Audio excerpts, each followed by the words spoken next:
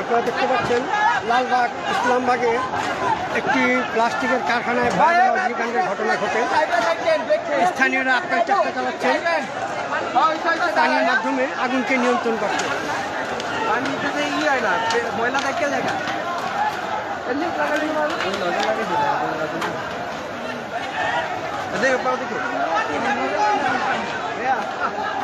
ভাই আপনারা কি পানির ব্যবস্থা কি করতে পারতেছেন না? আপনারা এটা বলেন তো।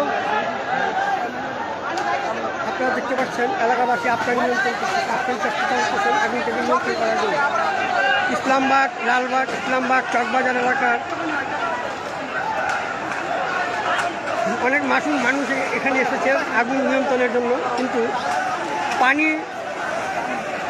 পানি সংকট সরবরাহ এবং পথ সরু থাকায় কোনো দমকল বাহিনীর কোনো গাড়ি ভিতরে প্রবেশ করতে পারছে না।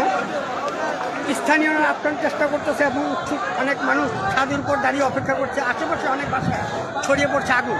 এই আতঙ্কে অনেক বাসা বাড়ি ছেড়ে অন্য জায়গায় অন্যত্র সরে গেছে।